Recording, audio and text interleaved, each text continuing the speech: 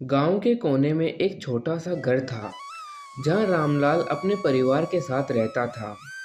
उसके परिवार में उसकी पत्नी सरला, दो बेटे अमन और रवि और बूढ़ी माँ गंगा देवी थी। रामलाल एक मेहनती किसान था जिसे अपने जीवन का अधिकांश समय खेतों में काम करके परिवार का भरण पोषण करने में लगा दिया था।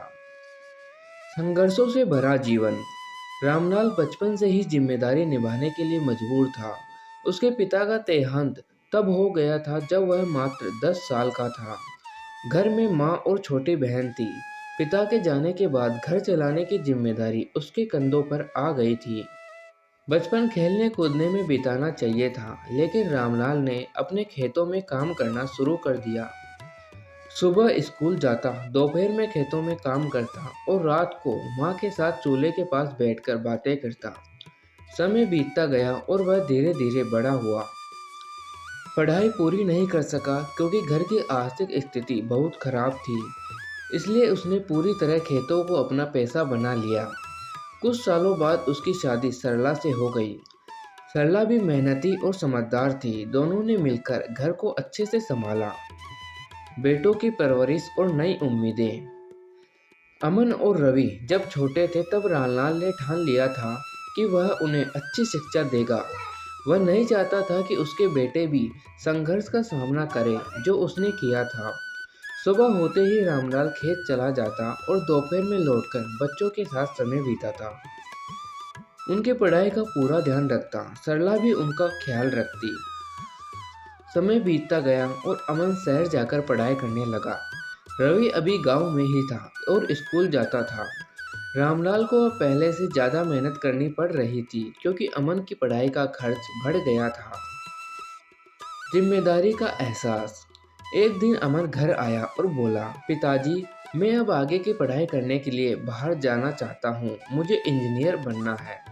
रामलाल ने अपने बेटे की आंखों में चमक देखी और मन ही मन खुश हुआ, लेकिन साथ ही चिंता भी हुई। पढ़ाई का खर्च कहाँ से आएगा?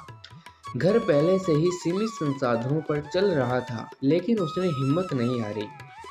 उसने अपनी कुछ जमीन गिरवी रख दी ताकि अमन की पढ़ाई जारी रह सके। सरला ने चिंता जताई, हम पहले ही मुश्किल से गुजारा कर रहे हैं, अब यह कर्ज कैसे चुकाएंगे? रामलाल ने मुस्कुराते हुए कहा, बच्चों की शिक्षा से बड़ा कोई धन नहीं। अगर अमन नौकरी करेगा तब यह कर्ज भी उतर जाएगा। त्याग और समर्पण। अमन शहर चला गया और अपनी पढ़ाई में लग गया। उधर रामलाल की परेशानियां बढ़ती जा रही थी। फसल अच्छी नहीं हुई थी, कर्ज का बोझ बढ़ रहा था और रवि की पढ़ाई भी जारी थी। एक दिन गांव में भारी बारिश हुई जिससे उसकी फसल पूरी तरह बर्बाद हो गई।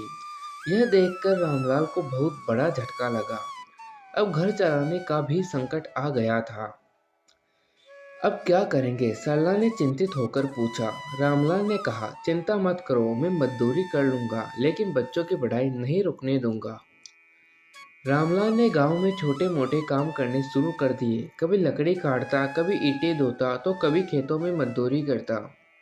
उसकी माँ गंगा देवी भी यह हालत देखकर दुखी थी। वह अक्सर भगवान से प्रार्थना करती कि जल्द ही उनके घर के दिन बदल जाएं। बदलाव की आहट। समय बीतता गया और अमन की पढ़ाई पूरी कर ली।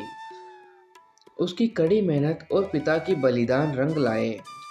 उसे एक अच्छी नौकरी मिल गई। जब वह पहली बार वेतन लेकर घर आया तो उसकी आंखों में आंसू थे। पिताजी, अब आपकी मेहनत का फल मिलने का समय आ गया है। अब आप काम बंद कर दीजिए। रामलाल की आंखों में भी आंसू आ गए। उसने अमल को गले लगाया और कहा, बेटा, मैंने हमेशा ही चाहा था कि तुम लोग अपनी जिंदगी अपने हिसाब से जियो। अब मेरी जिम्मेदारी पूरी हुई। नई सुबह। अमन ने सबसे पहले अपने पिता का कर्ज चुकाया और फिर गांव में एक नया घर बनवाया। उसने रवि की पढ़ाई का पूरा कर्ज उठाने की जिम्मेदारी ली। रामलाल अब आराम से रहने लगा, लेकिन वह खाली नहीं बैठ सकता था। इसलिए उसने गांव के बच्चों को खेती और जीवन के मूल्यों की शिक्षा देनी शुरू कर दी। एक दिन रवि ने कहा, पिताजी, आपने हमारे लिए जो कुछ किया उसे हम कभी नहीं भूल सकते। रामलाल मुस्कुराया और बोला, यह तो हर पिता की जिम्मेदारी होती है, लेकिन अब तुम्हारी जिम्मेदारी है कि तुम अपने परिवार और समाज का भला करो।